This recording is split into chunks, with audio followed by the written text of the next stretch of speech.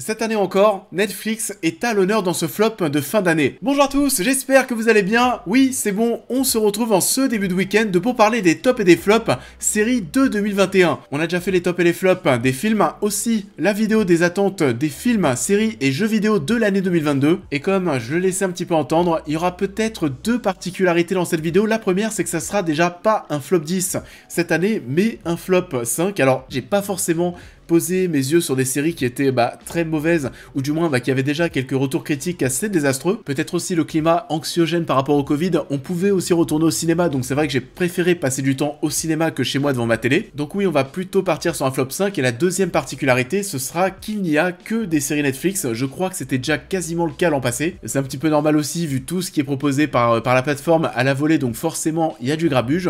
Il y a aussi une autre série, alors j'ai un peu envie d'en parler, je sais pas si ça sera... Bon allez, on va faire un flop 6, voilà, on est comme ça, flop 6, c'est parti. The Witcher saison 2. Where is she? What if your princess is more than you bargained for? Are you sure you're ready for this?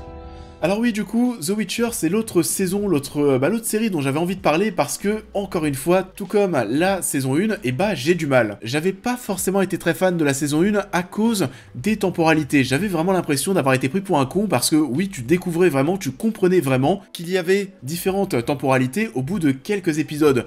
Donc voilà, j'étais un peu en mode, je comprends plus rien les gars, vous m'avez perdu. Ce qui fait que j'avais été un petit peu paumé avec la première saison, et puis là je me suis dit, c'est bon, ça sera linéaire, ça sera mieux, etc. etc. Et j'ai vraiment adoré le premier épisode de la saison 2, c'était très bien. Je trouvais ça vraiment nickel, c'était spectaculaire, c'était toujours ambitieux au niveau de ses visuels, ça partait, voilà, pas dans tous les sens, ça m'allait, mais oui, très bien. Cette fois-ci, c'est pas les temporalités, c'est pas la façon dont est narrée l'histoire, mais c'est le nombre de personnages. Je suis navré, mais il y a beaucoup trop, je pense, de personnes, d'intrigues, de choses à retenir. Je ne suis pas forcément, voilà, un fan de l'univers, j'ai pas lu les bouquins, les jeux vidéo, j'y ai joué juste un petit peu, donc voilà, The Witcher, je connais ça d'un petit peu loin, et ça aide pas forcément. Donc je me perds un petit peu dans tout ça, je me perds aussi un petit peu dans l'espace, ce monde, j'arrive pas à le visualiser. Vous voyez, c'est bête, mais le générique qu'on avait avec Game of Thrones, ça te permettait de voir clairement à quoi ressemblait le monde. Là, The Witcher, c'est pas forcément le cas, il y a des personnages qui passent très vite d'un point A à un point B, donc d'après ce que je lisais sur Twitter, il y a un petit peu de téléportation par rapport, encore une fois, à la taille du monde. J'ai très peu de visibilité sur la taille du truc. J'ai vu aussi que c'est un petit peu gueulé du côté de chez les fans parce qu'on a pris des libertés par rapport au livre. Donc oui, ça a déçu. Pour ma part, je suis navré, mais The Witcher, c'est encore un gros sac de nœuds que j'ai du mal à démêler, hein, clairement. Vesemir said that the world outside these walls is a dangerous place. But you can find power and purpose. C'était déjà le cas dans la saison 1, et même là, dans ces nouveaux épisodes, il y a un moment où on s'excuse carrément pour les différentes temporalités qui est un petit peu compliqué à suivre. C'est quand même quelque chose de dingue. Although, if you don't mind me saying so, that one, it's not your strongest. Oh, yeah? It's a bit complicated. It took me to the fourth verse to understand their different timelines. Donc oui, vous l'avez compris, il y a des qualités, mais ça reste quand même pour moi un petit flop. J'en attends bien plus en termes de compréhension. Le spin-off de The Witcher arrive cette année, c'est pas sûr qu'on en parle. Elite, saison 4.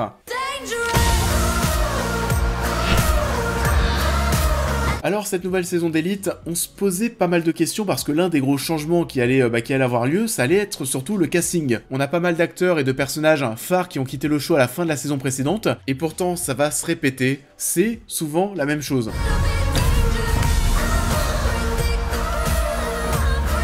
Aussi, vu qu'on va passer beaucoup de temps à intégrer les nouveaux personnages, et cette enquête, je trouve qu'elle est un petit peu trop laissée au second plan. Et on se répète aussi par exemple parce que le gros bordel vient du fait qu'un nouveau directeur arrive dans cette école, sauf que ça aussi, le fait de voir un directeur débarquer et que ça va un petit peu tout relancer au niveau des personnages, c'est quelque chose qu'on a déjà vu du côté de chez Netflix, par exemple dans Sex Education. Donc ouais, ça va se répéter par rapport à ce qu'on avait déjà avant dans Elite, ça se répète par rapport à la formule Netflix. Les personnages perso m'emballent un petit peu moins, c'était un petit peu aussi une saison de transition, donc oui, ça se regarde toujours aussi facilement, mais bon, ça tourne en rond et ça, c'est dommage. La Casa de Papel, partie 5.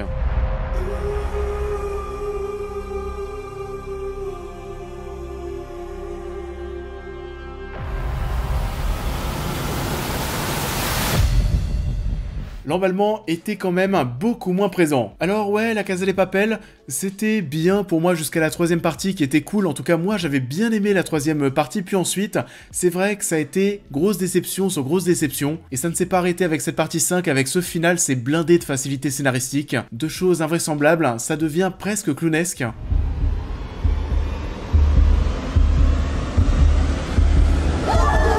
Faut quand même se souvenir de ce qu'était La Casa de Papel lorsque ça a débuté, c'était un truc de ouf. On était direct pris dans le premier braquage, les personnages étaient cool, les tenues rouges là aussi, mais tout le monde en voulait pour Halloween, etc. C'était un giga événement et ouais, ça s'est essoufflé tellement vite parce que la qualité n'a pas suivi. Et c'est pas fini vu qu'il y a un spin-off sur Berlin qui arrive, plus un remake coréen. Le spin-off... ouais, on verra ce que ça donne. Le remake coréen, je suis quand même assez curieux parce que si on a vraiment la patte sud-coréenne, ça peut faire quelque chose d'assez sympathique, je pense, avec le concept de La Casa de Papel. On verra, mais en tout cas, pour cette fin de série, cette fin de version originale, ça m'a pas forcément emballé. Heureusement que c'est terminé, on retiendra quand même le professeur parce que lui, c'était quand même la classe. Ragnarok saison 2.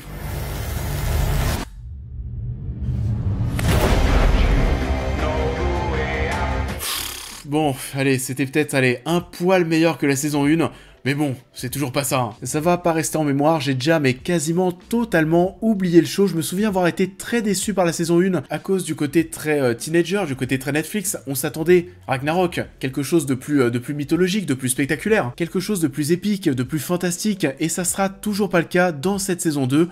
On a toujours des messages écolos, c'est un drame familial qui part dans tous les sens. Ça joue pas forcément bien, tu t'attaches à personne, t'aimes pas ces personnages.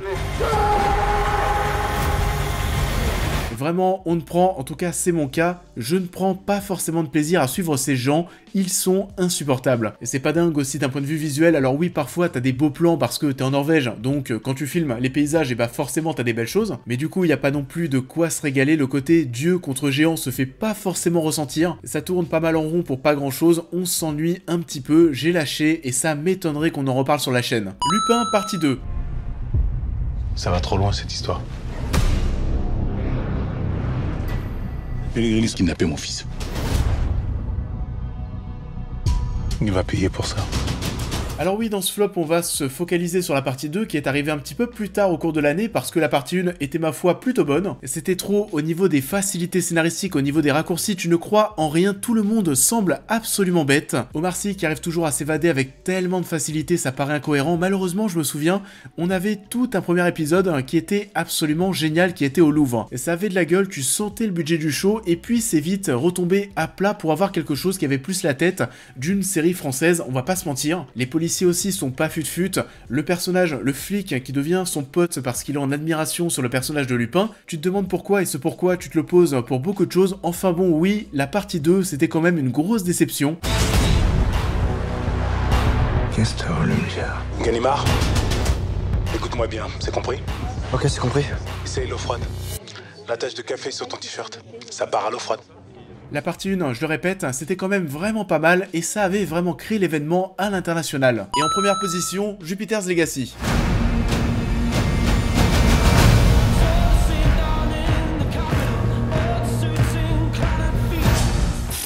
Oh là là, la giga catastrophe. Bien entendu, on n'aura pas de saison 2, ça a été annulé, mais vraiment dans la foulée. On en avait parlé sur la chaîne, ça me branchait plutôt bien parce que bon, tout ce qui touche au domaine des super-héros, et bah oui, c'est plutôt ma cam. Quand on voyait les affiches, etc., ça semblait plutôt cool, tu te disais, c'est bon Netflix, va voir son The Boys, et en fait, pas du tout. Ça a beaucoup moins d'identité, voire même quasiment aucune. Tu t'ennuies très vite, c'était pas forcément spectaculaire non plus, ça ne fonctionnait tout simplement pas.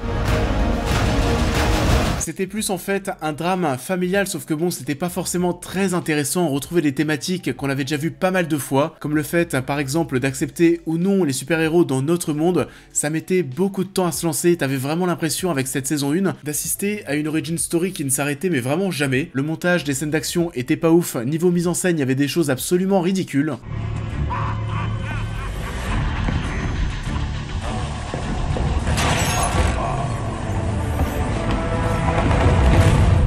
Et ça faisait clairement truc de super-héros de Wish, c'est le loupé de Netflix de l'année à mon sens. Et ça a été annoncé très vite, Netflix a vu les retours, il n'y aura pas de saison 2, et bah mon dieu, tu m'étonnes.